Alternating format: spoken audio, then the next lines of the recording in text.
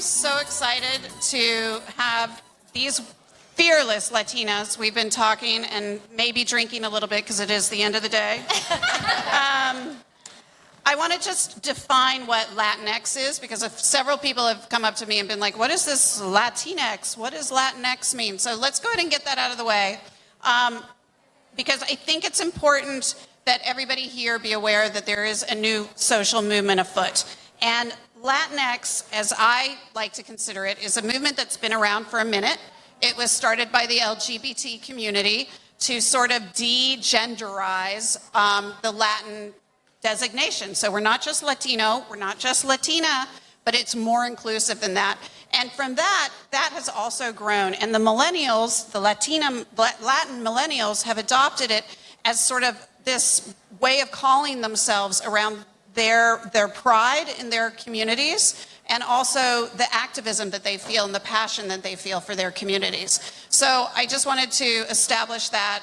Well, I'll probably still say Latin because I'm old, but it is LatinX or Latinx, and it's an important thing. You guys are going to be reading and seeing a lot more about it in the future. Now, very quickly, Carmen Perez is the national co-chair of the Women's March on Washington and the executive director of the Gathering for Justice, a human rights nonprofit founded by Harry Belafonte.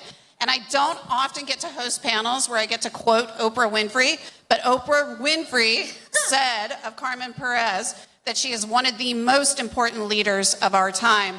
She was just featured on the cover of Essence magazine as part of their Stay Woke campaign, and she is one of Time magazine's 100 most influential people in the world this year on this stage. That's right.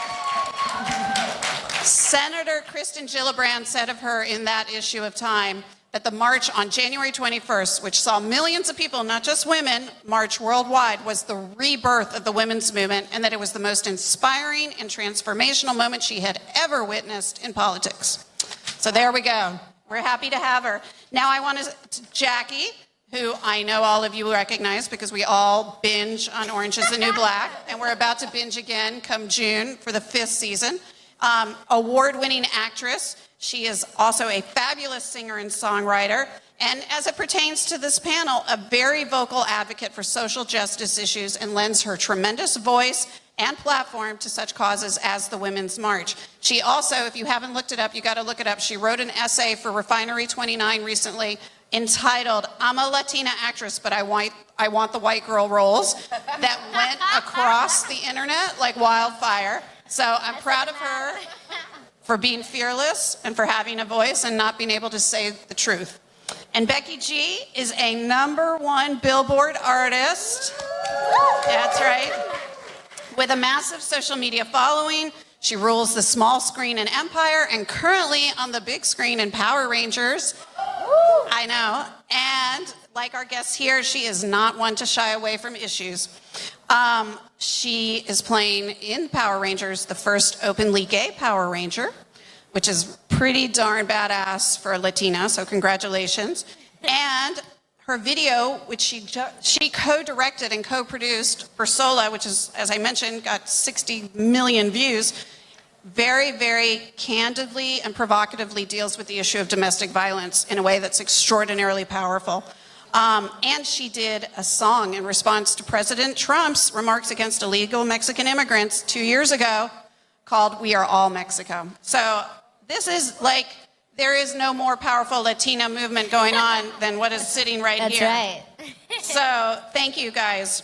I want to start by asking Carmen Perez, what do you think of this millennial Latina movement that we call Latinx? Do you identify as Latinx? And how important were they to the Women's March?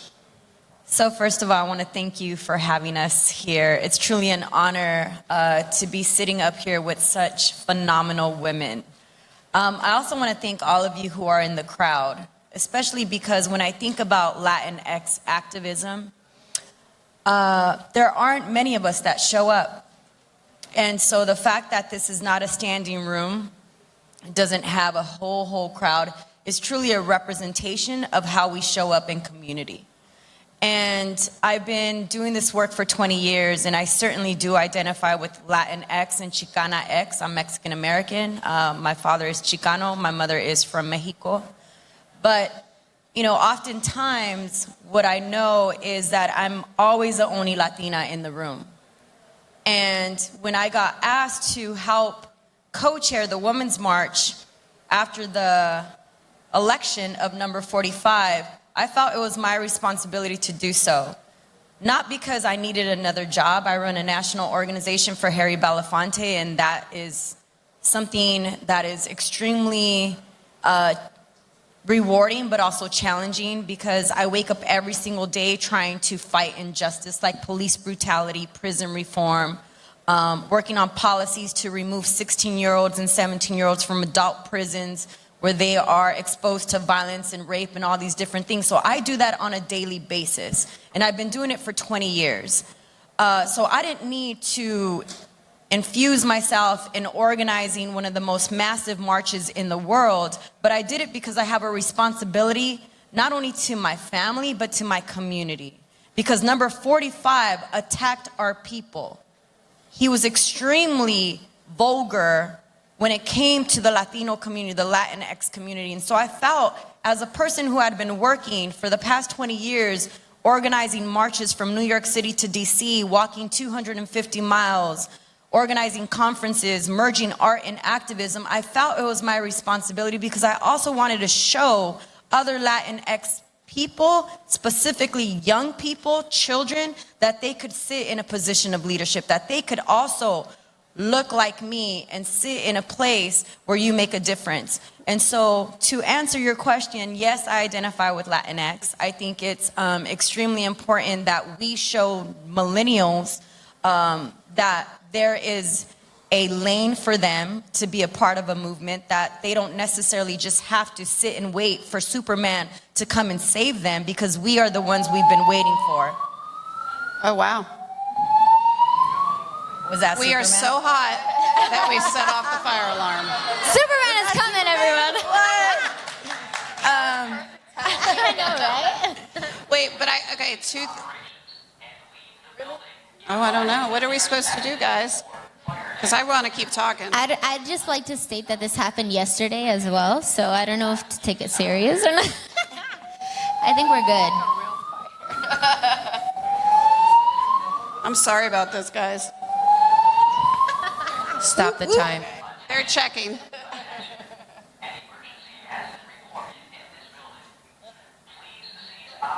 Okay, great. Okay. So False we're gonna alarm, everyone. No, it's all good. It's just the heat emanating here. Okay, so first of all, you don't address him by name. No, I'm not going to give him that.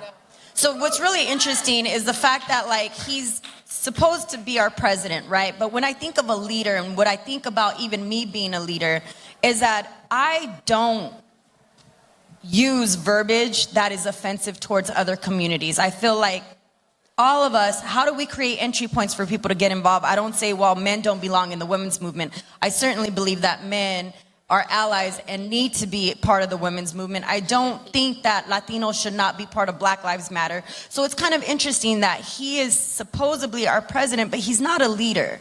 He's not somebody, President Obama never he never like marginalized communities. And so this person who's in office at this moment is constantly marginalizing us, reoffending us, and all this stuff. So I don't give him the title of anything but number 45. Well, so I think this is an excellent segue to Becky, the song that you did. Tell us, please, about using your voice, your platform. Why? What drove you to be like, okay, I think it's pretty simple. I think it's not fighting fire with fire, because I see how it affects me, right? I'm American. I was born in America. How can someone make me feel out of place, like I don't belong, right? And so I can only imagine the people who came from another country, and young people who came here 2, 3 years old. That wasn't their decision. They identify as Americans. That was their choice. You're going to take that out on them when they're amazing. They earn the scholarships, right? They earn the job opportunities. They earn the schooling, the education. They deserve it at the end of the day. This was a place built on immigration. You can't tell me that we don't belong. This was a place built on immigration, right? And although I don't identify, it doesn't affect me firsthand, these laws that are taking place or that people fighting against, it does affect me because it affects my family. It affects the people I walk by every single day. And so We Are Mexico came from a place of my grandparents. My abuelitos are from Jalisco, Mexico, right? They only speak Spanish. My grandma calls Starbucks Star Wars, okay? She calls Starbucks Star Wars. That goes to show. And although they've lived in the United States of America for so long, and they wanted their kids to go to English-speaking schools and work English-speaking jobs, right? They are Mexicanos. I identify as a Latina, right? Not just American, but I am a Mexican American, and I'm proud of that. It is so sad that I feel the way I feel, and that I do feel like it affects me firsthand, although it doesn't really. And I want to act on that. And how did I do that? With a song like We Are Mexico. And again, it wasn't saying, hey, I hate you, sir. It was like, let me just tell you, you can't judge a book by its cover based on the color of someone's skin. The truth is, you came from somewhere. Tell me where you came from. Because if it wasn't first generation, if it was second generation, third generation, fourth generation, fifth generation, even farther back, you came from somewhere. And it's acknowledging that and respecting that. And just saying that we all come from somewhere. We're all people. We all breathe the same air. Mm-hmm. We all deserve the same opportunities.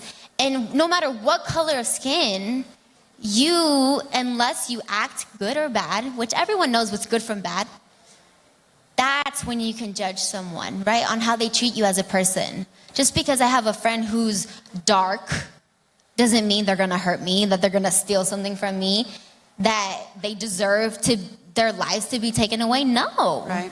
You know, it's really having perspective and being aware of that. But not all artists are this brave. So, Jackie, you too have been very vocal.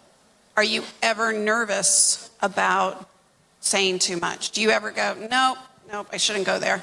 Yeah, I didn't want to talk about politics for a very long time until I was forced to. I was forced to talk about it because I was telling you guys earlier that the most important thing that Orange gave me was a voice, and I didn't understand how important it was to use it because of my platform, especially now more than ever. So I did stand with my girl right here, Carmen, and we walked we marched, and he, number 45, is against everything I believe in as a woman, as a person. I feel rejected by my country. I was born in Queens, New York. I was also raised in the Dominican Republic, but I came here for the American dream at 15 years old. Maybe 15 years later it happened, but it can happen for all of you guys if you put in the hard work. But regardless, I just feel like when I came here, I had this vision and this dream, and I feel like someone's taking it away from the people that are living here right now, Right. which is crazy.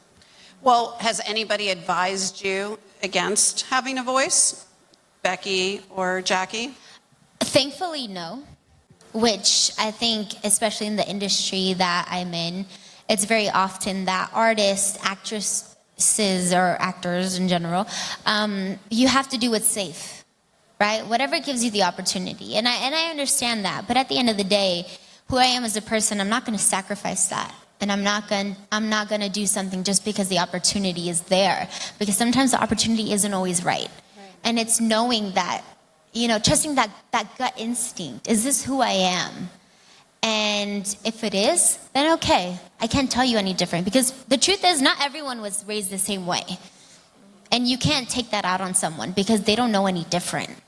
Both of you have very public social media followings. So have you received any sort of backlash? Of course. Of course. But listen, I am so tired of saying, I don't even call myself a celebrity, whatever. You know me because I'm on this really cool show that I'm obsessed with myself. Our president was a reality star. So why is his opinion more important than mine? I'm just tired of that. I'm tired of that. If you got something to say, write it. I'm going to delete it. I'm tired of negativity on my feed. Everyone has an opinion. It's okay. It's all selective. Yeah, and regardless, you have to, say what you believe. And my opinion is as important as his, and I'm going to share mine just like he shares his. So, Carmen, I know. That's I my want best to applaud friend. both of you. She's going to be running for president, everyone. Yeah, exactly. What you do is harder than being on a reality show. Jeez. Right. You're more qualified as far as I'm concerned. I think Carmen should run. As a better I'll vote for you, babe. So Carmen, what advice, a lot of what you do, you interface a lot with artists, right? And try to help them, guide them with their voice in a direction that they feel comfortable with. What do artists need to be doing more of? You've got two stellar examples. Like, they set the bar right here.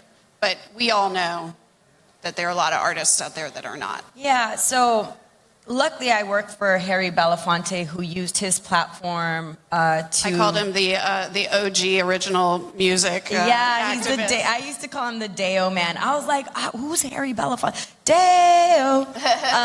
But it was like, he's the Beetlejuice man, and he actually was not just the Beetlejuice man. He single-handedly used his platform as an artist during the civil rights movement and worked along Dr. King and really provided Dr. King the resources in order for him to be a phenomenal civil rights leader. And so I'm truly honored to be the executive director of his organization, also his legacy gift. I am the one that continues in his legacy, but I work a lot with artists because he talks about Paul Robeson. Artists are the gatekeepers to truth. They're civilization's radical voice. And so for me, I'm a cultured person. I love to dance. I love to sing. I mean, I don't really do the singing part really well, but I will give it my all, my little corazón. I will sing some Selena. But so for the most part, like, because we are cultured people, we try to make sure that everything that we do, whether it's a conference around juvenile justice, is infused with art and culture and music. Whether we're marching from New York City to DC, the Women's March had a lot of artists. Alicia Keys performed. There's a lot of artists that supported. And so we created this artist table, and Jackie was part of that. And she was able to use her platform to amplify what we were doing in the Women's March. I have a certain audience that I could connect to, but we bring in hip-hop artists, we bring in actors. Jesse Smollett works with us around police reform. My son Lennon, who's a hip-hop artist, we're on Hot 97 with Ebro in the morning talking about the issues. And so for us, it's having artists and celebrities use their platform to amplify the work and to also make the issue digestible, right? If you really care about immigration reform or criminal justice reform or reproductive justice, we are here to educate you. I don't know how many times I text with Nessa, who's Colin Kaepernick's girlfriend. And so I'm talking to Colin Kaepernick, connecting him to my boss and making sure that they have a conversation about what the right thing to do is, because we just can't leave artists on their own to then get told, you guys shouldn't be doing that, you guys are artists, you guys are singers, like, because there's a negative backlash sometimes where people don't realize that we all come from community. So there's obviously something that we are passionate about. And if they're able to amplify it's a beautiful relationship. It's reciprocal, right? And so I always try to be available via text. Also try to connect artists like Talib Kweli or Mos Def to the activists that are on the ground. We were able to do that with the Dream Defenders, who are actually from Miami. They live here, they were founded here. And so we're able to do that. We're like the bridge between the youth and the elders, the bridge between artists and activists. And do you see, and this is a question for all of you, as strengthening in that relationship and intersectionality Definitely. between social activism and music? I see that on my end, on the part of entertainment. I'm a millennial, right? I'm part of this generation who feels like we are entitled to this change. We are the change. We're told all the time, we are that change. What are we doing to make that change? The truth is, I don't watch the news all the time. Why? Because it makes me sad. But because of social media, whether it's on Facebook, Instagram, Twitter, Snapchat, whatever, when stuff is happening in the world, we are aware of it. What are we gonna do to make that difference? Whether it's in our communities, in our country, or in other countries. How do we wanna be a part of that? And for me, I'm new to it. We were just having this conversation right before we came on stage. I was like, I wanna shadow you. I look up to you. I look up to this woman right here. I look up to you. And I want to be involved. And I want to find my purpose, because I wasn't given this platform just to make music. I don't feel that way. I was given a platform to bring awareness. whether it's to take people out of their reality through a film, through a TV show, through a character, or through music, and give them perspective at the end of the day. And so I feel like it is, and on the entertainment side, I think there is a need for people like Carmen to say, hey, show me, I want to see this. Or this affects me. How can I act on it? You know, because the truth is we don't always know. And it's not given to us right there. Talk about writing votes. We're given this responsibility at 18 years old, and I'm like, shit, I don't know what to do with this. It's the truth. It's scary. It's a big responsibility. How can I make the most of it? And we have to look at I want to people like commend you these for women. being honest about that too, because I think that a lot of people are like, yeah, I voted, and pretend to know about the issues. Yes. But I think it's like important that you acknowledge that you need to be educated. I mean, Yep. and that shows that you're vulnerable and you're human. But And that's how they connect with you, because they Exactly. feel just like you do. Just like, again, I'm plugging in my show. I'm sorry. It's on Netflix. It's available season 1, 2, 3, and 4. She gotta say it. I'm a fan. You should go watch No, it. it's like, it's relevant. People like finally, I swear to God, I was watching TV my whole life in the DR, like Saved by the Bell. Like, what? I'm supposed This to shit. connect with Mario Lopez. That's cool. But that was like the only Latino really that I saw like on TV. Like, right now we need to connect. You know, they're seeing you. They're seeing I could be you because you look like them. Like Orange is the New Black is popular because we look like you. We look like our audience. Exactly. You know what I And mean? how do we make that real? And on the Exactly. entertainment side, that's our responsibility, because that's what they're turning to. Social media, to Netflix, to Hulu, to whatever, right? To TV. Kids in this generation, their attention span is so short. And they're on their cell phones, they're on their iPad, and they're watching TV at the same time. I feel like I'm doing How do that we too. make that? I do that too. I do it too. It's honestly, we're all victims of it because it's an addiction at the end of the day. That's a whole other thing. But anyways, how do we make an impact, right, in that short amount of time that people have attention for? And I feel like what you said exactly is like, it's people like us even being conscious of the roles that we take on and what impact that's making. And is the show that I'm a part of acknowledging real life issues? And I mean, there's a reason why movies like, for instance, Get Out made me scared. Why? Because it feels real. Yeah. It feels real. Why? Because that could really happen. That's actually happening. Maybe it's a little over exaggerated. Maybe it feels a little far fetched but for it some taps people. into But something. it's happening. For sure. It's that simple. That's what made it good. And that's what made it good. Same with Orange is the New Black. Same with I mean, me playing the first, not Mexican-American superhero, but first superhero who's actually questioning her sexuality. You know? You don't just wake up and say, hey, I'm gay. No. It's a process. How do you make that real? How do you make that bridge between reality and what's on screen? Right? Yeah.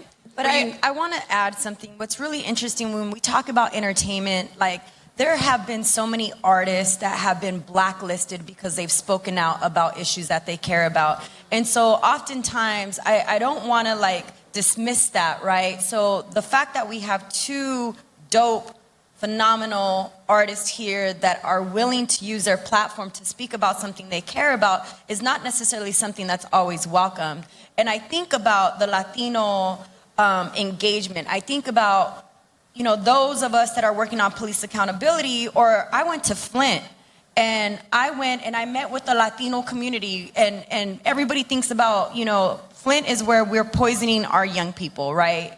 The water is poison, our children are sick. And so we went to the churches and everybody was like, you know, there's a Latino community that's not being talked to. So I ended up going to speak to them, and we ended up having these conversations about how they were boiling the water, because that's what we do, right? Like if you want to like make the water better, you boil it, but it was actually making it more toxic. Right? And we ended up having a concert for Flint, and it was a lot of black artists that came out and showed up for Flint. And we could not get one Latino artist to show up. And somebody was asking me, why, Carmen, you're Latina, how come you're not, you know, encouraging Latinos to participate? I was like, yo, I'm doing the best that I can, and J-Lo won't show up here because this is not what she does. Right? And so for me, as a person who's constantly in these spaces advocating, a lot of African-American artists show up for us. And I really want to figure out how it is that we could get more Latino artists to show up for our people in these issues. Well, can you speak? Yes, absolutely. Well, this panel Right. I mean, can you speak, do you have any sense or insights culturally why it's tougher for our community in terms of engagement? I mean, we saw it with voter turnout too, right? I think we're still finding the balance on how to identify ourselves and where, and whether it's in television, whether it's in music, in whatever way. Even myself, I was born in America, but I identify as a Latina, right? I'm Mexican.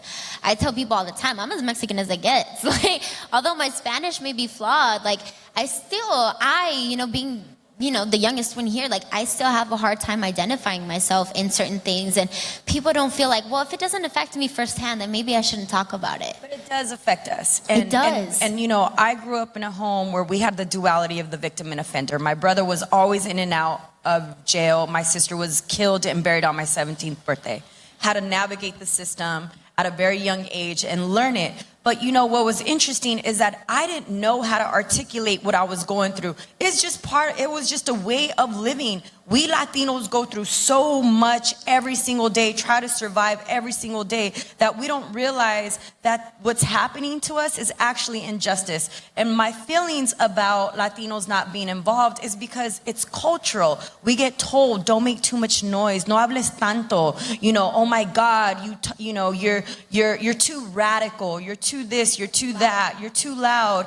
And it's a cultural norm that we have to break, because we do come from revolutionaries. We do come from people that took a stand. It does feel like it skipped a generation, right? Like maybe there was an influx of immigrants that were just like head down, work hard, and now My grandparents because they wanted to feel like they belonged here. So Exactly. like from people, because I grew up in the DR as well, so I spoke Spanish, but for the Latinos that I've met and also here that were my age, they didn't, because their family, they're like only English. Yes.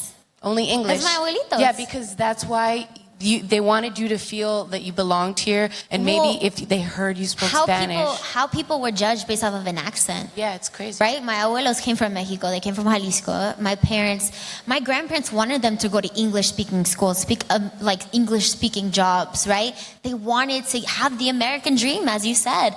And now, you have my generation, third generation Latino coming in, and we're proud and we carry that.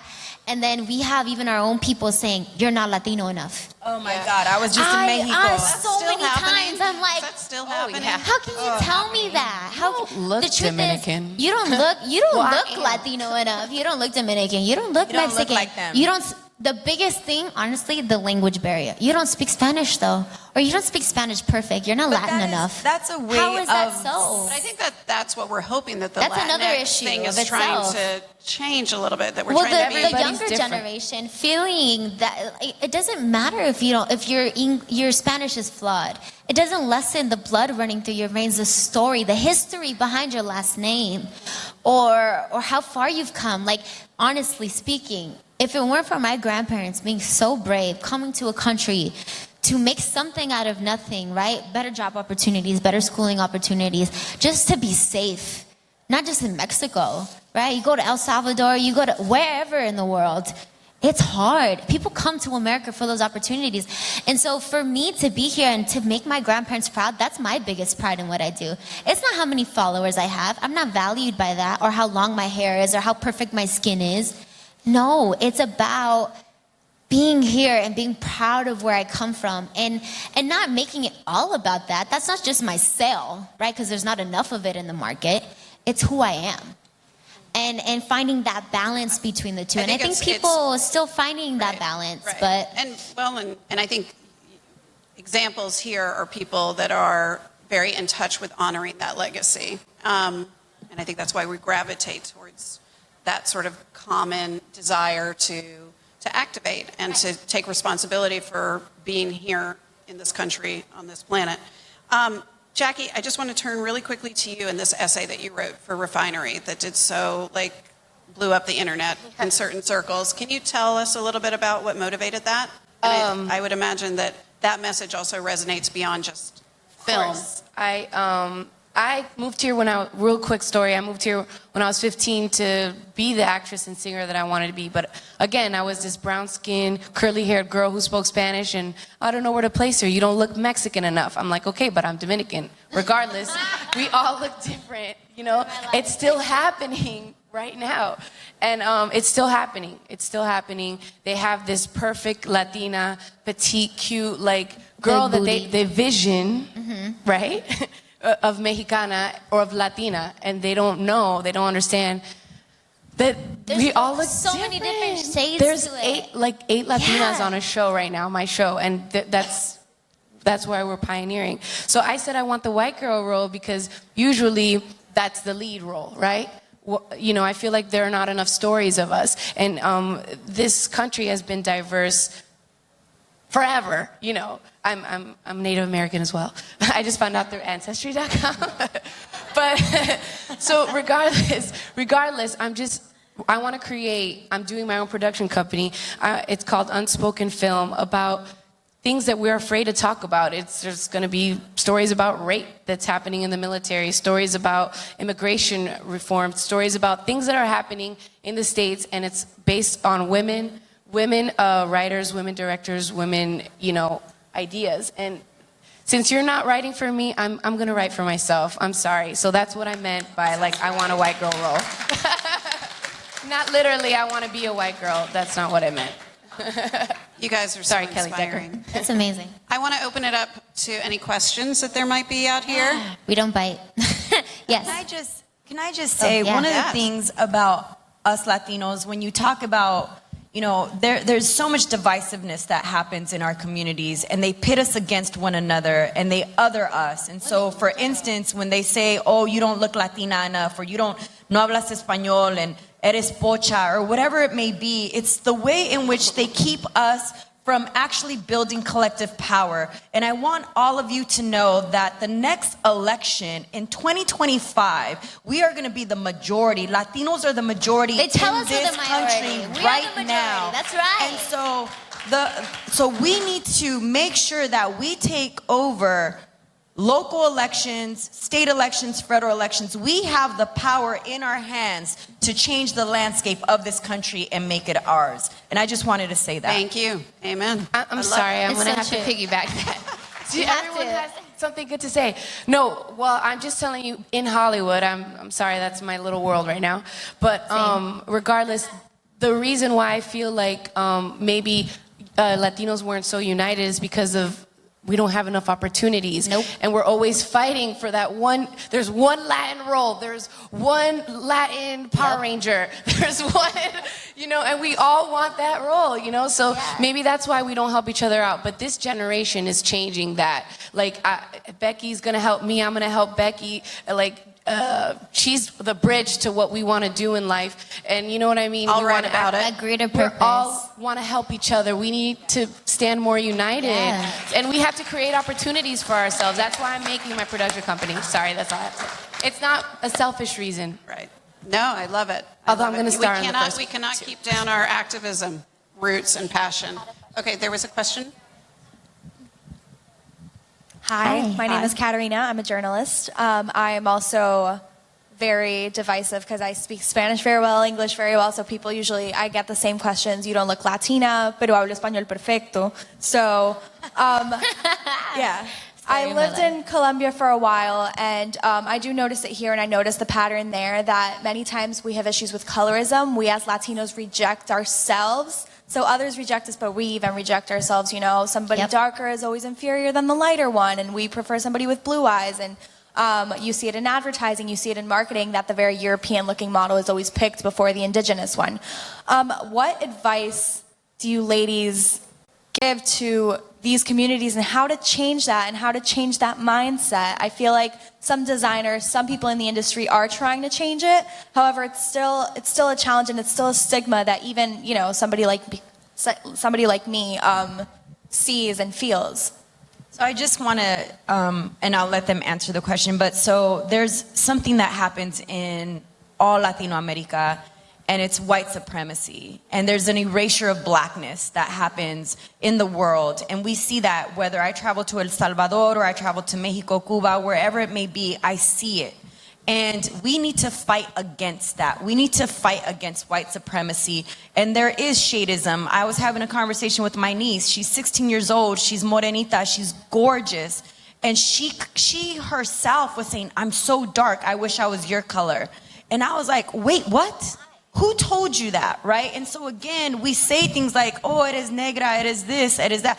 And so we favor certain colors. And it's something that, because we as a people were, So all about.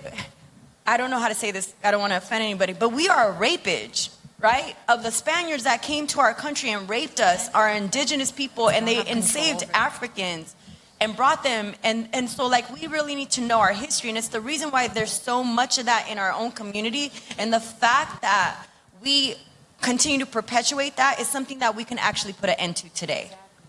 Exactly. I think it's that simple. Good answer.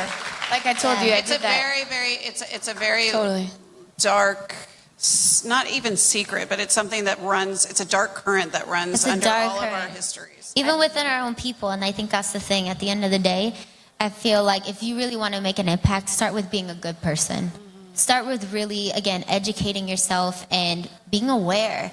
Having perspective at the end of the day, I think is the biggest advantage as an artist that I feel like I've had is have perspective. You know, you can't just assume, you can't judge a book by its cover. It's that simple, whether you're a woman, a man, whether you're brown or you're white, whatever the situation may be, because there's a lot of issues, especially as a millennial, that there are, right? Not just because I'm Latina and I'm a woman. Right. Why is that an issue still? Right. You know, I'm ready to make a difference. And I'm ready to face those battles so that the future generations can continue to obviously walk that path, but walk an easier path, because it shouldn't be an issue.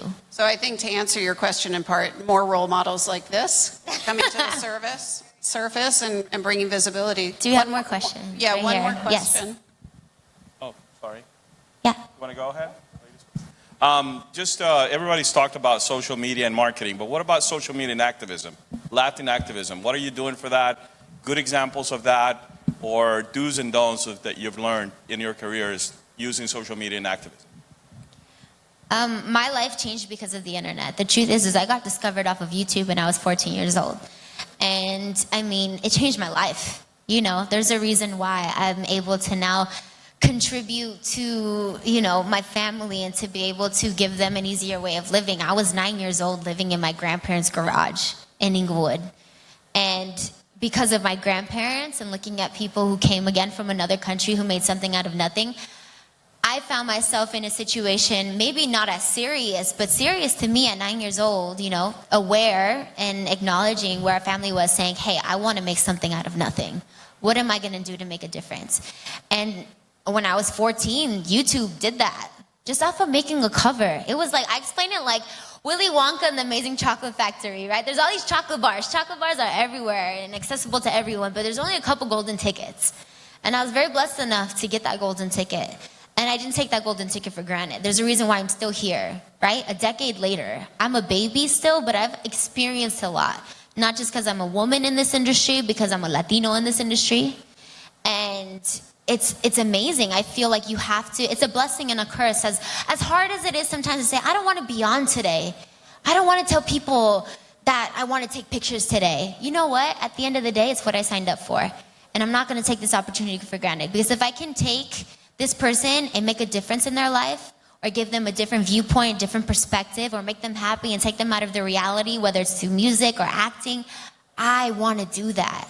So I feel like you have to capitalize on those opportunities, because the truth is I can connect to people all around the world now. What people could do, like out of the, you know, the yellow pages or whatever back in the day, like, and that's just like within the US, like I can do that all around the world now, right? People across the like everywhere, like it's incredible. It's so moving that you can connect to people. It's like another language. I mean, it's like your own language now, too, Yeah. probably, because it's like Yeah. you don't even like for me, coming from a different generation, it's like, how does this Twitter work? But for you, I mean, not really. I'm cooler than that. Ask but 45. That's number 45. Ask how it 45 works. real quick. He'll give you a quick lesson. Yeah, they know. You know, so like for to your you, it's point, natural. yeah, to your point, it's so interesting because we are now running a country off of Twitter. Yep. Right? Like we are getting our information off of Twitter. January 21st happened because there was a woman by the name of Teresa Shook, who was a grandmother out of Hawaii, who said, I want to march in Washington, D.C. after the inauguration. She sent it to 40 of her friends. The next day, 10,000 people had shown up. So what we do in the organization that I work for, the Gathering for Justice, is that we use social media as a way in which to engage people. Back in the day, I remember going into the closet where our refrigerator is in our office, and I saw a telegram from Dr. King to Harry Belafonte. A telegram. Like, it took months for people. I didn't, but I should. I was like, That's what really is meta. this? That's What really is, I'd never seen a telegram in my life. But it's so crazy because we will post a meme for a shutdown that we do or a protest, and we have thousands of people that show up. We were able to use Facebook to really tell the story of race. We did not, people just didn't show up on January 21st. 5 million people showed up around the globe for the Women's March. 5 million people. Yep. And it was by design because we were pushing conversations of race on Facebook Live. We were talking about reproductive justice rights on Facebook Live. We were talking about immigration reform and putting a face to the story so that it could change the hearts and minds of people. And so I think there's a different way. I know for us, we use the tactics of the past, which are the marches, which are the songs, the arrest. I just got arrested the other day on International Women's Day, a day without a woman. We do that, but we complement it with the current times right now and that social media or whatever's popping. And in a way, that's its own form of marketing. I don't like to call it that, but it is. It's It sending is, a though. message. And the truth is like, look, I mean, I live in a generation where it's like instant gratification, right? We don't have to wait a week anymore to watch our favorite show. Like, we can binge watch the whole season in one day. About to. And it's amazing. But again, it's a blessing and a curse. And like I said, I hate watching the news. Why? Because it makes me so sad. But then now as an adult with the responsibility, right, of making a change, of making a difference, I want to educate and I want to know. And if I don't find something out on the news anymore, I find it out on Twitter. I find it out on Facebook. And it's like, you can't get away from it. It's not something like in bullying in school, for instance, which is another thing, right? Being a young person, having experience. There's so many things that I want to talk about, and there's so many things that have affected me firsthand, that it's not just a couple hours at school where it happens. Now it's 24/7. You can't escape it. And if it's not happening here in your house, it's happening to your neighbors. It's happening to the girl you walk by, the guy you walk by every single day, the person that works with you, your mom, your dad, your daughter, your son, whoever it may be. It affects you some way, somehow. And it's just being aware of that and acknowledging that, saying, hey, how can I make a difference? Okay, well, I fully expect all three of you to continue to take these messages out there in the public, in your music, in your TV, in your film, on your platform. Thank you so much, and we're here to support you at Billboard. Thank you for having us. Thank you for having us.